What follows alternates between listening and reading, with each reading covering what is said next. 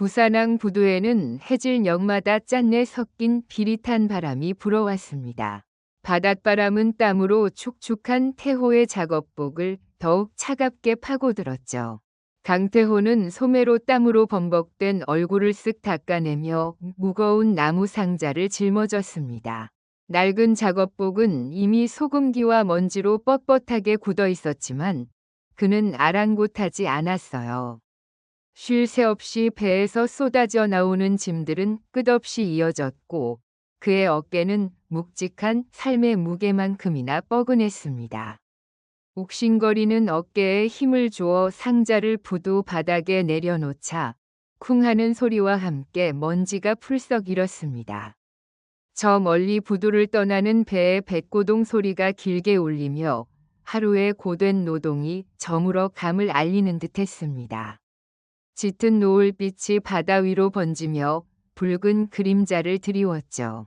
태호의 옆에서 함께 일하던 친구 만수는 거친 숨을 몰아쉬며 상자를 내려놓았습니다. 만수는 허리를 쭉 펴더니 앓는 소리를 냈어요.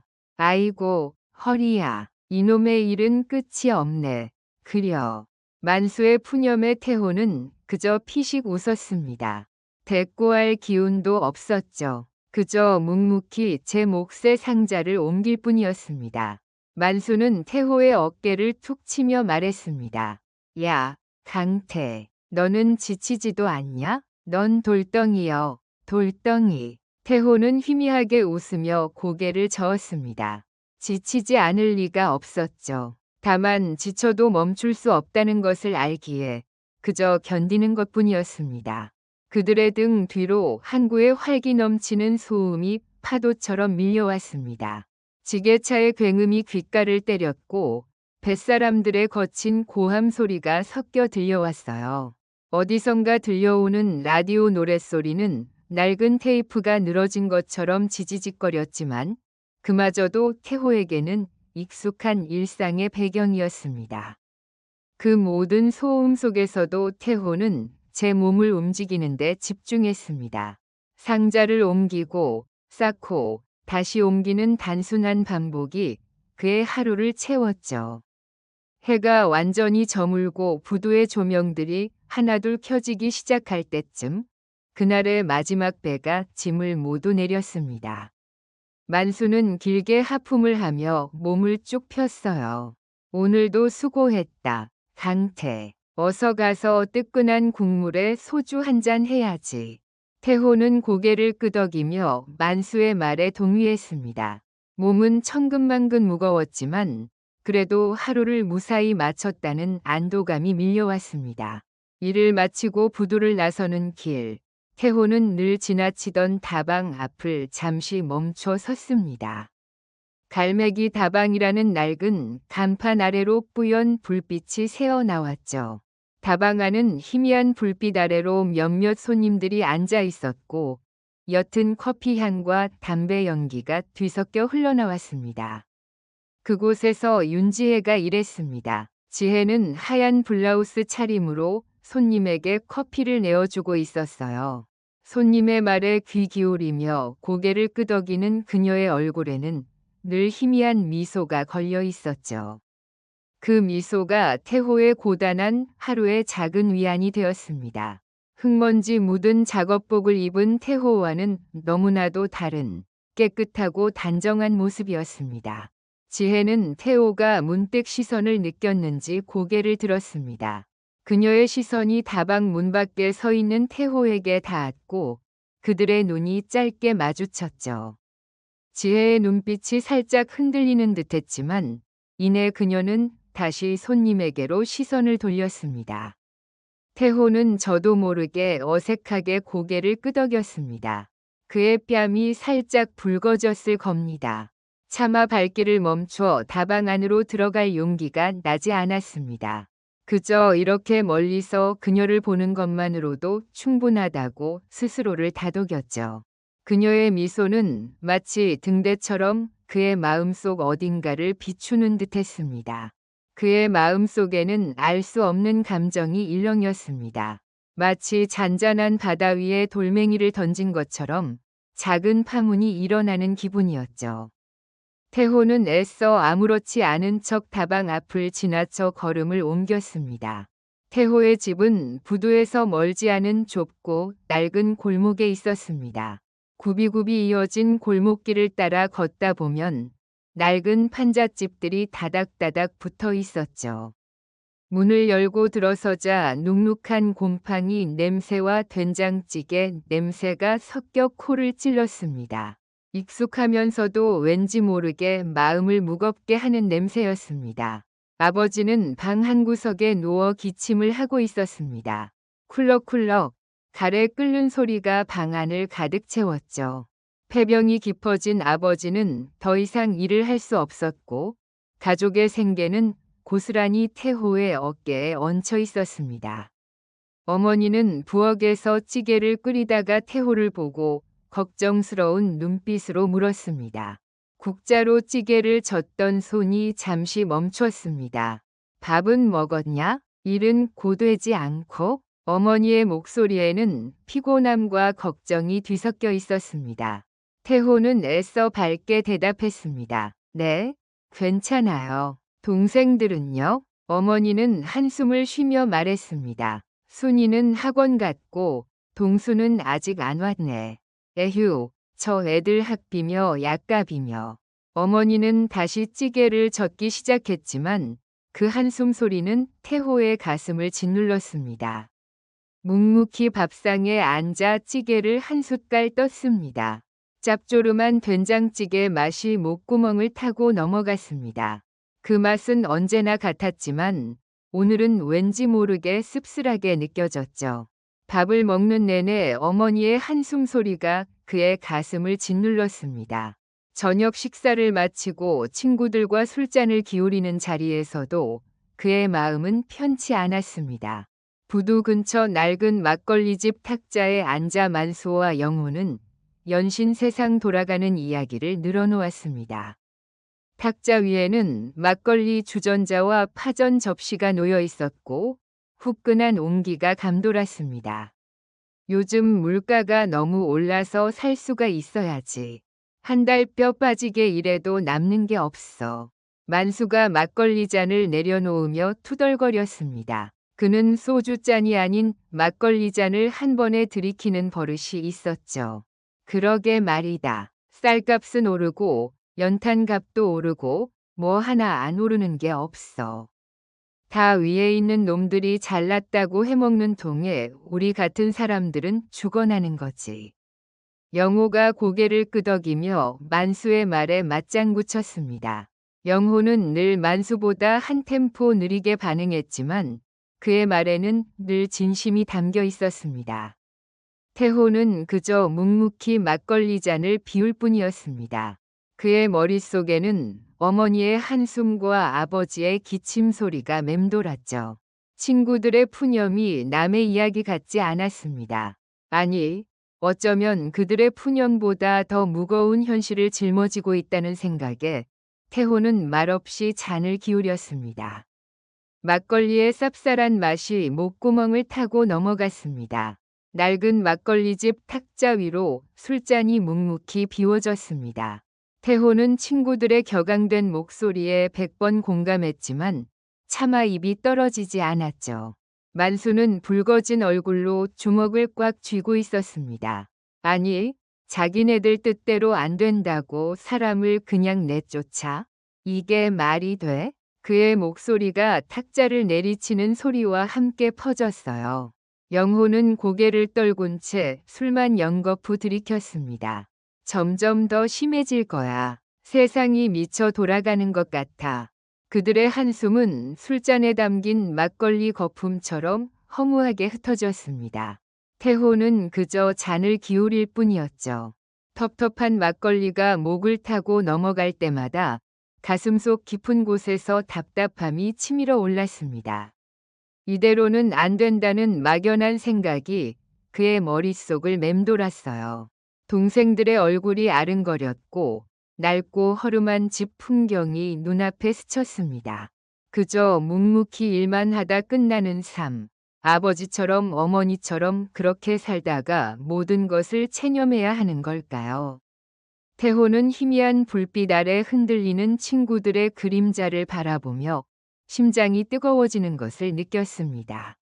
지혜의 일상은 다방위 문을 여는 삐걱이는 소리와 함께 시작되었죠. 능숙하게 앞치마를 두르고 커피포트에 물을 올렸습니다. 손님들의 주문을 받고 때로는 그들의 하소연을 묵묵히 들어주기도 했어요. 아이고, 요즘 경기가 말이 아니야.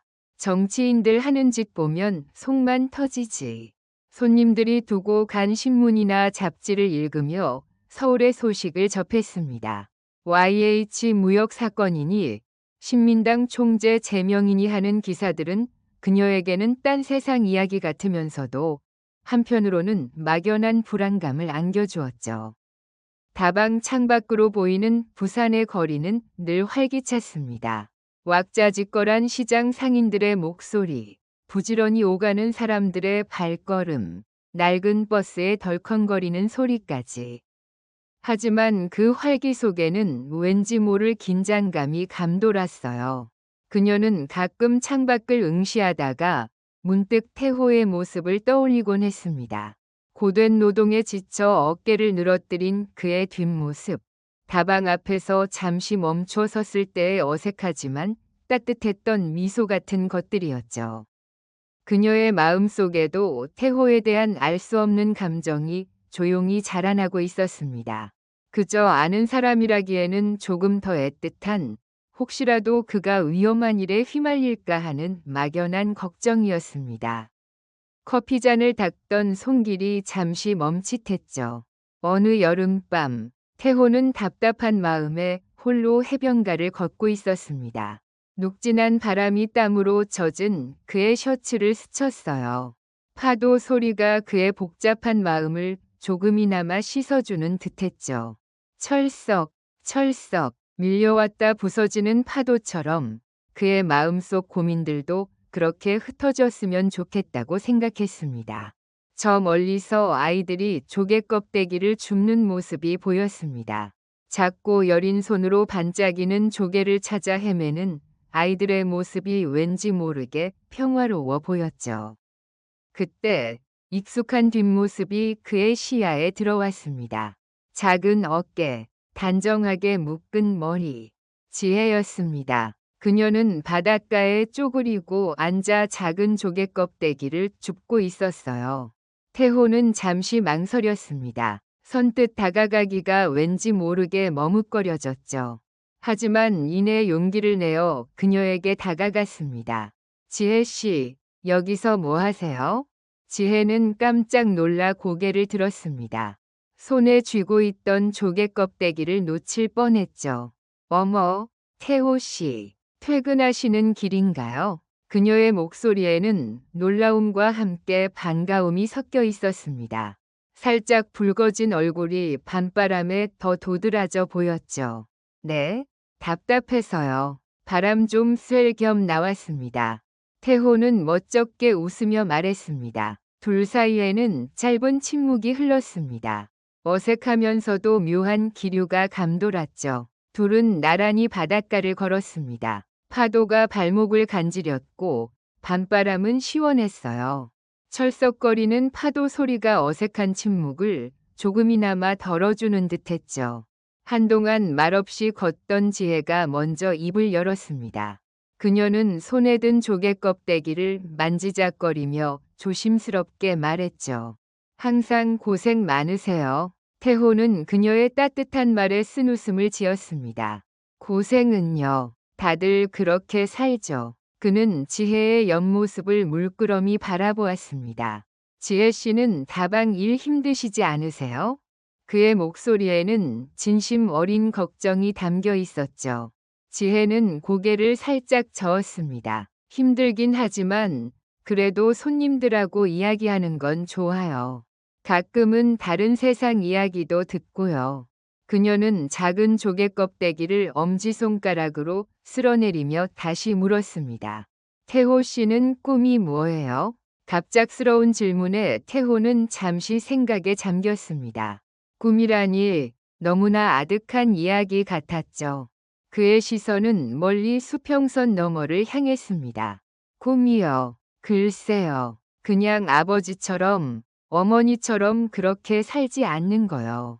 동생들 잘 가르치고 이 지긋지긋한 가난에서 벗어나는 거. 그의 목소리에 희미한 절망감이 묻어났습니다. 어쩌면 자신조차 믿지 못하는 이야기일지도 모른다고 생각했죠. 근데 세상이 너무 답답해요. 뭔가 바뀌어야 할 텐데. 그의 마지막 말에는 짙은 체념과 함께 작은 불꽃 같은 희망이 섞여 있었습니다. 지혜는 그의 눈빛에서 불안감을 읽었습니다. 그녀는 말없이 태호의 옆모습을 바라보았죠. 그의 어깨에 드리운 그림자가 왠지 모르게 쓸쓸해 보였습니다. 그녀는 차마 무슨 말을 해야 할지 알 수 없었지만 그 순간만큼은 서로에게 작은 위안이 되었습니다. 파도 소리만이 그들의 침묵을 채웠죠. 그들은 한참을 더 걷다가 헤어질 시간이 되어서야 아쉬운 발걸음을 돌렸습니다. 지혜는 집으로 돌아가는 내내 태호의 마지막 말을 되뇌었습니다. 뭔가 바뀌어야 할 텐데. 1979년 가을, 부산은 경랑의 서막을 알리고 있었습니다. 라디오에서는 연일 YH 무역 사건과 신민당 총재 제명 소식이 터져 나왔죠. 앵커의 목소리는 점점 더 격앙되었고 사람들의 불안감도 커져만 갔습니다. 대학가에서는 시위 소식이 끊이지 않았습니다. 태호와 친구들은 막걸리 집에 모여 앉아 분노를 사귀지 못했습니다. 만수는 술잔을 거칠게 내려놓으며 말했습니다. 아니, 자기네들 뜻대로 안 된다고 사람을 그냥 내쫓아? 이게 말이 돼? 그의 얼굴은 분노로 시뻘겋게 달아올랐습니다. 영호는 고개를 저으며 씁쓸하게 웃었죠. 점점 더 심해질 거야. 세상이 미쳐 돌아가는 것 같아. 그는 술잔을 들어 막걸리를 단숨에 들이켰습니다. 태호는 묵묵히 술잔을 비웠습니다. 그의 얼굴에는 분노와 함께 깊은 고민이 서려 있었죠. 그의 시선은 멀리 허공을 응시했습니다. 이대로 가만히 있을 수만은 없다는 생각이 그의 심장을 뜨겁게 만들었습니다. 끓어오르는 피처럼 그의 마음속에서 무언가가 터져 나오려 했습니다. 친구들과의 술자리는 밤늦도록 이어졌고 그들의 목소리는 점점 격앙되었습니다. 낡은 막걸리집 벽이 그들의 외침을 흡수하는 듯했죠.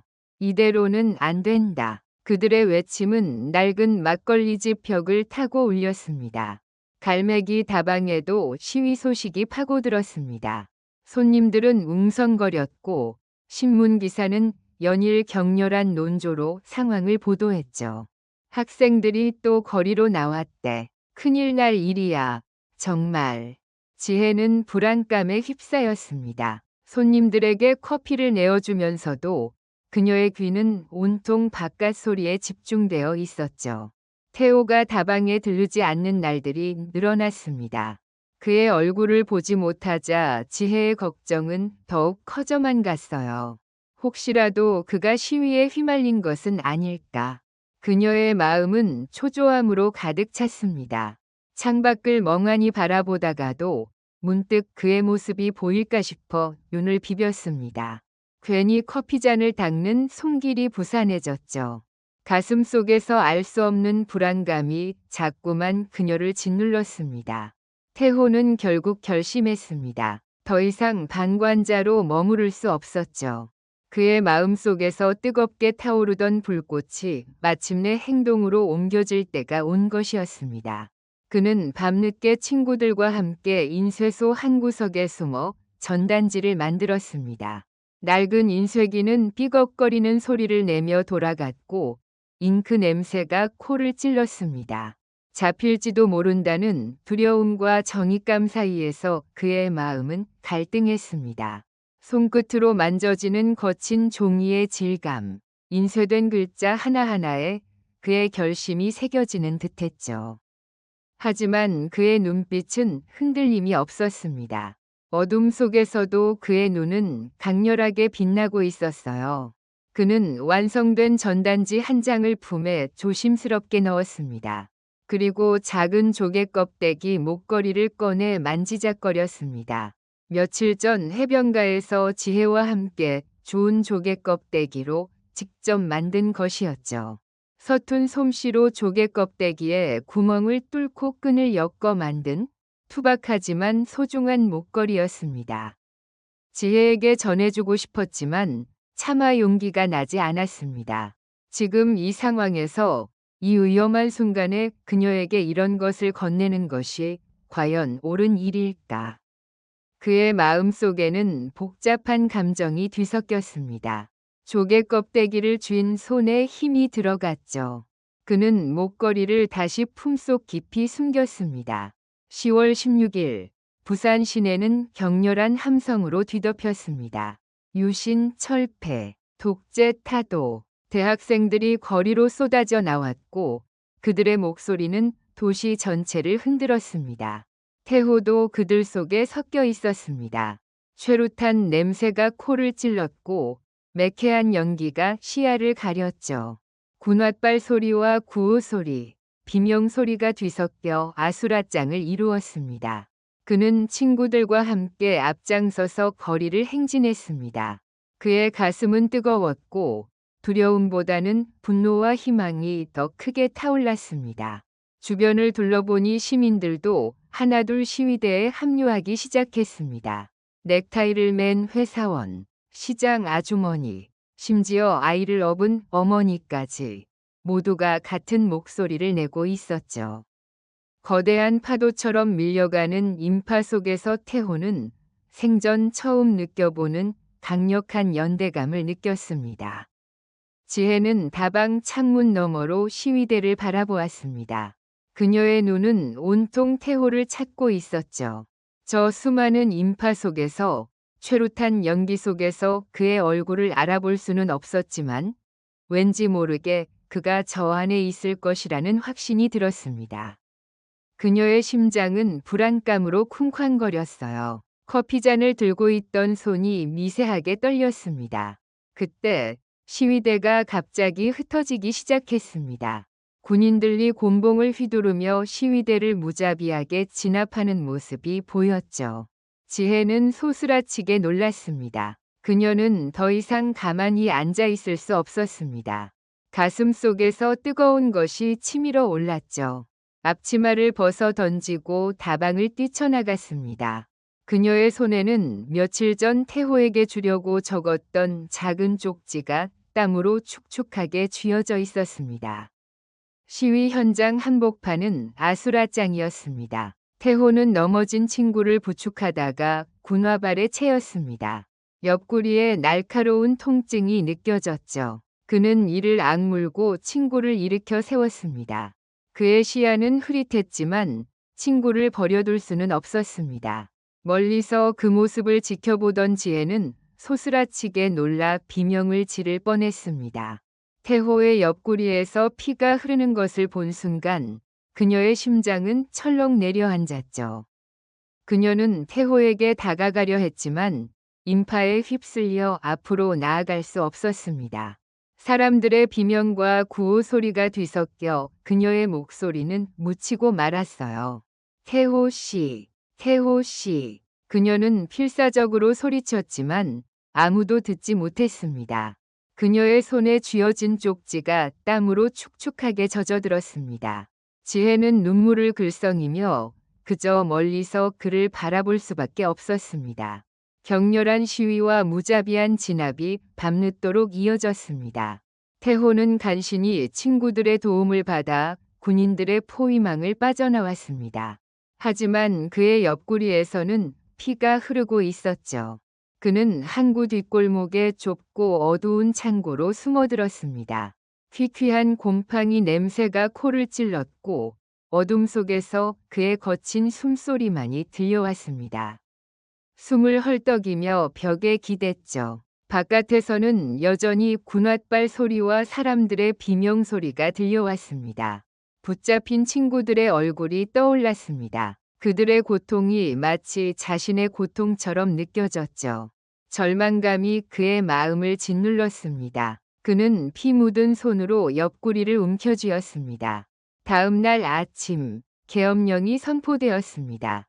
라디오에서는 굳은 목소리의 아나운서가 계엄령 발령 소식을 전했죠. 부산 시내는 삼엄한 분위기로 바뀌었습니다. 군인들이 거리를 장악했고 탱크가 도로를 지나갔습니다. 굉음을 내며 지나가는 탱크 소리에 사람들은 두려움에 떨었습니다. 다방은 문을 닫았고 사람들은 두려움에 떨며 집에 숨었습니다. 지혜는 태호의 소식을 애타게 기다렸습니다. 다방 문을 닫고 그의 집을 찾아갔지만 골목 입구는 이미 군인들이 지키고 있었죠. 총을 든 군인들의 모습에 그녀는 차마 발걸음을 떼지 못했습니다. 태호의 가족들은 두려움에 떨며 문을 걸어 잠근 채였습니다. 창문조차 굳게 닫혀 있었죠. 지혜는 차마 그들에게 태호의 안부를 물을 용기가 나지 않았습니다. 혹시라도 자신의 방문이 그들에게 해가 될까봐 두려웠습니다.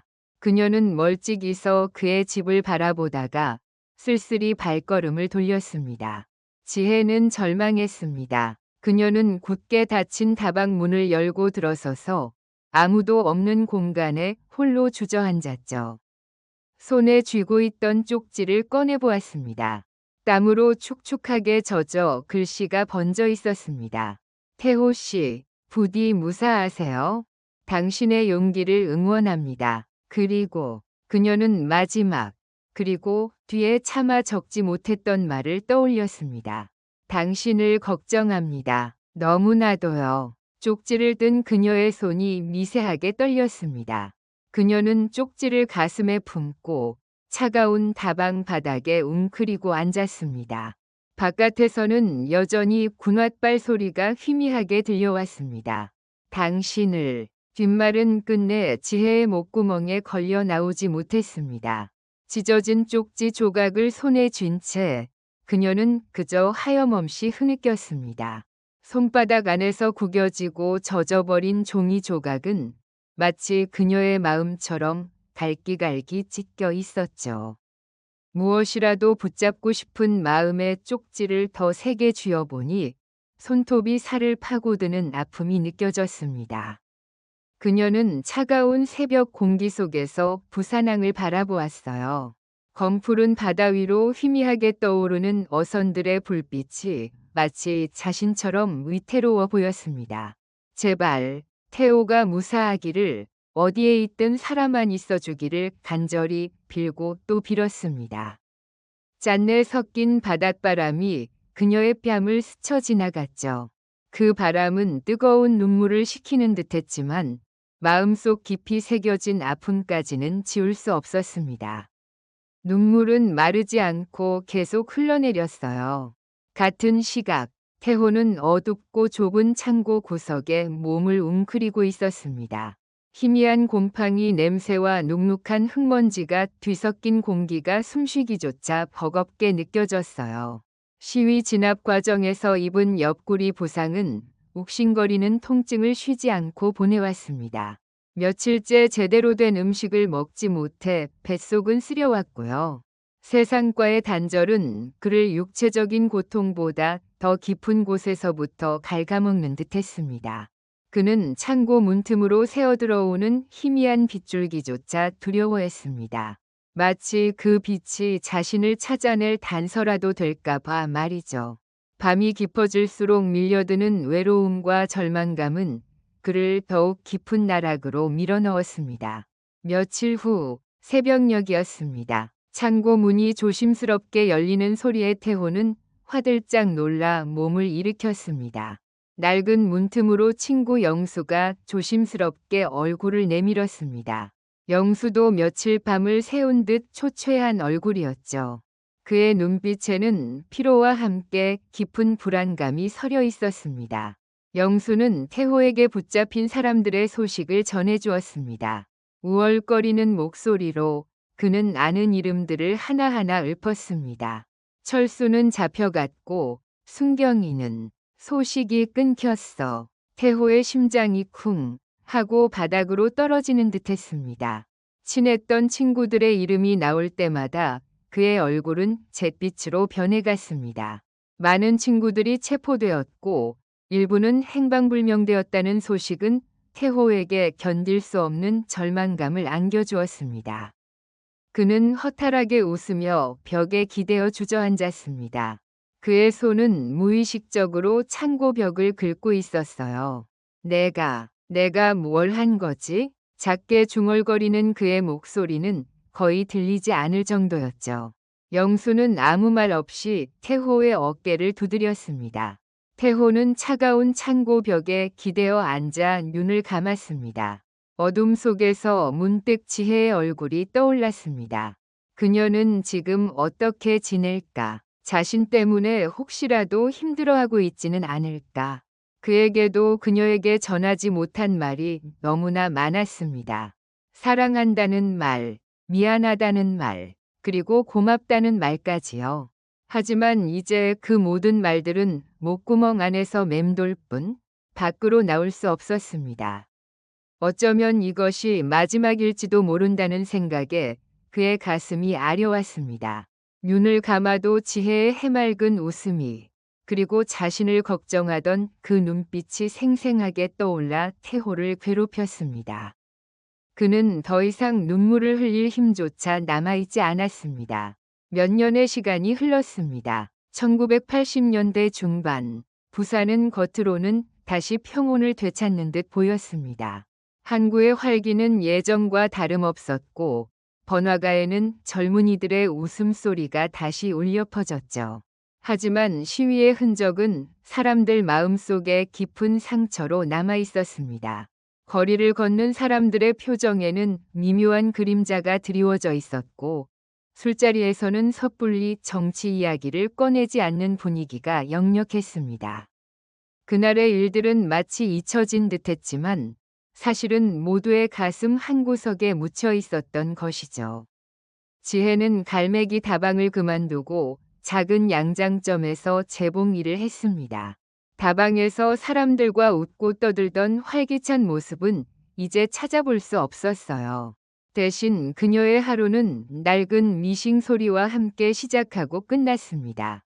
드르륵, 드르륵 끊이지 않는 미싱 소리는 그녀의 마음속 공허함을 채워주는 유일한 소리 같았습니다. 그녀는 조용히 마치 세상에 없는 사람처럼 자신의 삶을 이어갔습니다. 재봉틀 앞에서 허리를 굽히고 바느질에만 집중하는 그녀의 모습은 마치 다른 세상에 사는 듯 보였습니다. 여전히 태호의 소식은 알 수 없었습니다. 가끔씩 밤에 잠자리에 들 때면 문득 그의 이름이 입안에서 맴돌았지만 소리내어 부르지는 못했습니다. 점심시간이면 지혜는 양장점 밖으로 나와 항구를 바라보았습니다. 부산항은 여전히 푸른 바다 위로 배들이 오고 가는 모습이 변함없었습니다. 거대한 배들이 묵직하게 파도를 가르며 멀리 떠나가는 모습, 그리고 다시 돌아오는 모습은 그녀의 마음 속에 작은 위로가 되기도 했습니다. 하지만 그녀의 마음 속에는 이미 많은 것이 변해 있었습니다.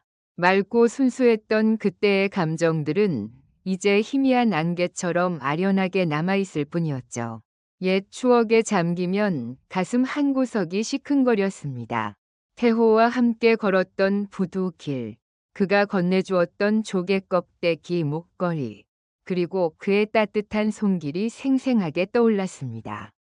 그녀는 항구에 불어오는 바람 속에서 마치 태호의 숨결이라도 느껴지는 듯한 착각에 잠기곤 했습니다.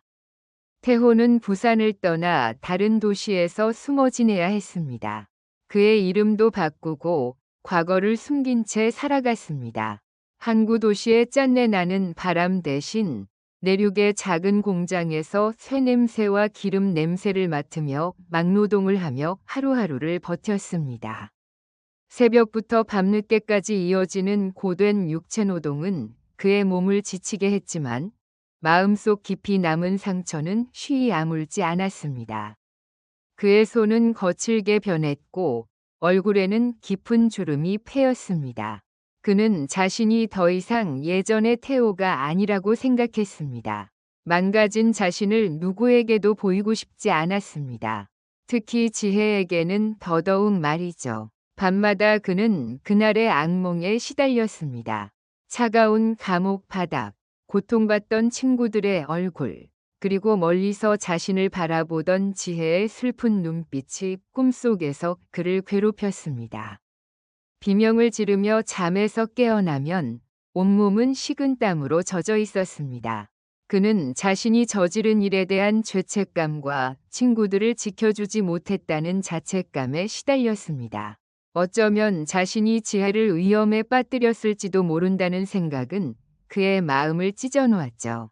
그는 더 이상 예전에 열정 넘치던 청년이 아니었습니다. 그저 과거의 그림자에 갇혀 살아가는 쓸쓸한 남자일 뿐이었습니다. 지혜의 일상에는 작은 변화가 찾아왔습니다. 양장점 사장님의 조카가 그녀에게 호감을 표현하기도 했습니다. 그는 지혜에게 따뜻한 차를 건네거나 퇴근길에 함께 걸어가자고 조심스럽게 권했습니다. 그의 친절한 행동은 지혜의 굳게 닫힌 마음을 조금씩 두드리려 했죠. 하지만 그녀의 마음 한구석엔 여전히 태호가 있었습니다. 새로운 사람을 만나는 것은 그녀에게 너무나 어려운 일이었어요. 태호가 아닌 다른 사람에게 마음을 여는 것은 마치 그를 배신하는 것 같은 죄책감마저 들게 했습니다. 그녀는 조카의 마음을 알면서도 그저 미안한 표정으로 고개를 숙일 뿐이었습니다. 가끔 옛 다방 친구들을 만나 그 시절 이야기를 나누기도 했습니다. 낡은 다방 구석에 앉아 그들은 설탕을 잔뜩 넣은 커피를 마시며 지난 날을 회상했습니다. 웃음소리 뒤에는 항상 알 수 없는 슬픔이 묻어 있었습니다. 태호의 이름은 금기어처럼 꺼내지 못했습니다. 누구도 먼저 그의 이름을 입에 올리지 않았죠. 그저 침묵 속에서 서로의 눈빛을 읽을 뿐이었습니다. 그들의 눈빛 속에는 그리움과 함께 말로 다 할 수 없는 안타까움이 담겨 있었습니다. 지혜는 여전히 그가 살아있을 것이라고 믿었습니다. 언젠가는 다시 돌아올 것이라고 희미한 희망의 끈을 놓지 않았습니다. 태호는 어느 날 우연히 신문에서 부산의 소식을 접했습니다. 낡은 신문지 한 귀퉁이에 실린 작은 기사였지만 그의 눈길을 사로잡기에는 충분했습니다. 민주화의 바람이 다시 불기 시작한다는 기사였습니다. 그의 심장이 다시 뛰기 시작했습니다. 잊고 지냈던 열정이 꺼져가는 불씨처럼 다시 타오르는 듯했죠.